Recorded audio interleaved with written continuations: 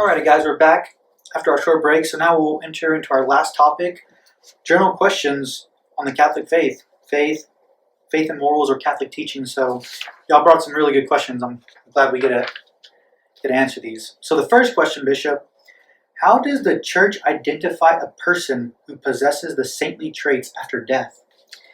There are a lot of people who are saints and they're never recognized officially on the official list of canonized saints by the Church.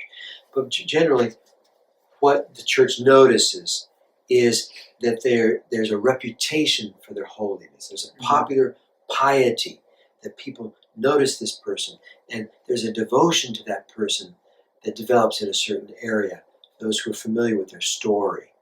And that comes to the awareness of the people, of the leaders in the Church. Okay. Thank you. And the student also asked, once these traits are identified, what is the process of canonization? Well, a local bishop or a religious superior can submit the name of somebody and propose their name to Rome, to the Congregation for the Causes of the Saints. That's a particular office in the Vatican that processes these requests. If that local bishop notices that there's a strong devotion in his area that's endured over time to somebody that really seems to have heroic virtue, then he can study it, he can submit the case to Rome and say, I would like this person to be considered for being declared venerable or beatified or canonized. And then Rome will respond and work them through the process. It's a long, complicated process. You have to interview people who might have known that person. You have to read anything they ever wrote and study it. And you need to see, did this person truly live a life, not just of ordinary holiness, but heroic virtue, a heroic level of exemplary holiness. That's what we're looking for in these causes of canonization. And there are stages that it goes through. Some people will get to a certain stage, like venerable, and it doesn't proceed any further. Some eventually go to the next stage, which is blessed, beatification, and it doesn't go any further. Some few eventually are canonized as saints, which is the completion of the whole process. But it all depends on how the case goes and the kind of evidence that they find. Now, if a person was killed for their faith, if they were martyred, the process is slightly different because that already is evidence of exemplary holiness if somebody's willing to give their life for Jesus Christ. Oh, yeah, and for the people, just kind of like an example, venerable, like we have kind of one in our diocese, the Lady in Blue. Yeah. She's a venerable. And then I guess a blessed would be an example of Blessed Frassati. Yeah. And then saint would be like Saint Teresa of Calcutta for those that have any questions on that. And this is kind of my own question, Bishop, for I guess confirmation and stuff. But because I know it happened, I've seen it in my own confirmation class that you're allowed to pick a blessed as your saint, confirmation saint. Where I've seen it a couple times. And I was just kind of maybe just a quick thought of you, like, what does that make it like? How is it able for somebody to pick confirmation saint as a blessed instead of sometimes a person who's blessed has already been vetted significantly by the Church, and they're a good example of the faith. If they weren't a good example of the faith, they wouldn't have ever been declared blessed. Most people would choose a canonized saint, and I find it to be admirable, the creativity and the research that our teenagers are utilizing in selecting their saints. They come up with some awesome saints, some that I've never even heard of. Sometimes I'll go to a church, like even last week, and they'll say, this is my saint. And I'll say, I never heard of that person. And but they do a lot of good research. And it's wonderful. We learn so much from the saints. Yes, thank you. So I really found this question really interesting.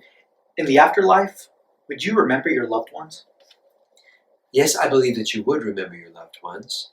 And keep in mind that if a person in the afterlife, there are different options that might happen.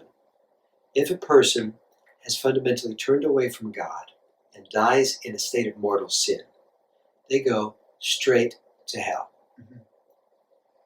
If a person dies in a state of great sanctity, it's possible for them to go straight to heaven. If a person dies with some sin, some imperfection, some spiritual immaturity, but they don't merit hell, they go through a process of purification, which is purgatory, and eventually they go to heaven. Anybody who's going through purgatory eventually goes to heaven. And so, in heaven, certainly we would remember our loved ones, but our relationship with them would be transformed into something more glorious and more beautiful than we were capable of here on this earth. Because in heaven, our relationships in heaven would have no rivalries, no exclusivism, no jealousy, no possessiveness. They would be totally mature, loving relationships. And there's a beautiful way in the liturgy, in funeral liturgies, when we're describing heaven, we say, every tear will be wiped away. That's the way our existence in heaven will be. It's not an exclusive love, not a selfish love, but a love that is completely mature, where God is at the center, and all of the angels and saints are united in praising and glorifying God, in total union with God, and in communion with one another. So heaven would not mean alienation from our loved ones. It just means that our relationship with our loved ones is centered on God, because God is the one who's at the center of the whole picture in heaven. Thank you. This next question, a student asks, it's a multi-question, why were some books chosen to be in the Bible and others weren't? And then also, what made these books stand out more, or what is the reason for it? Okay, so this question is touching on the word canon. The canon of Scripture is the official list of the books in the Bible. And so the canon of Scripture includes the Old Testament and the New Testament books. The Old Testament list of books is something that we inherited from our Jewish ancestors, because they already had the Jewish Scriptures, and we received them from them. Okay? But then the canon of the New Testament was a decision of the church where the leaders of the church in the early centuries looked to see what are the writings that are being circulated among Christians that meet our criteria, and those were chosen to be designated as canonical Scripture. But there were lots of different Christian writings that were being passed around among the different Christian communities in the Mediterranean basin in the first century. But not all of them qualified, according to the church's criteria, to be considered canonical books of the Bible. And so there are certain criteria that they applied. One of them was the authorship.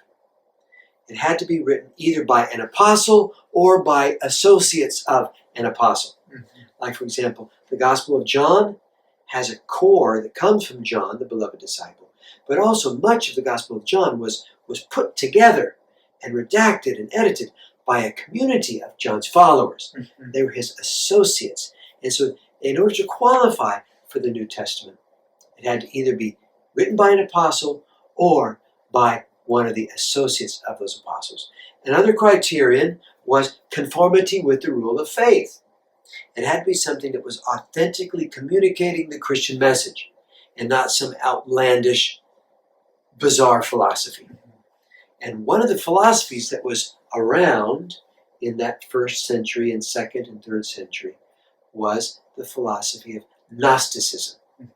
And so there were some early Christian writings that were very much infected with Gnostic philosophy, which is not Christian. And they had some oddball, outlandish claims about Jesus. And so the Gnostic Christian writings did not qualify for the Bible. But those that were authentic communication of the Christian message made the list. And that was a decision of the bishops of the church in union with the Pope. Awesome, thank you. And to kind of to tell the crowd too is it's these canonical books. That means it's set in stone. That means we can't add any future books that come in. Right. So, like an example is like, say if we found a writing from an apostle, example, Thomas or something, an authentic, maybe in the next 100 years, we can't call it canonical because the book's are already set in stone. That's right. The canon of scriptures has been set. Okay. Oh, I was mentioning criteria. Mm-hmm.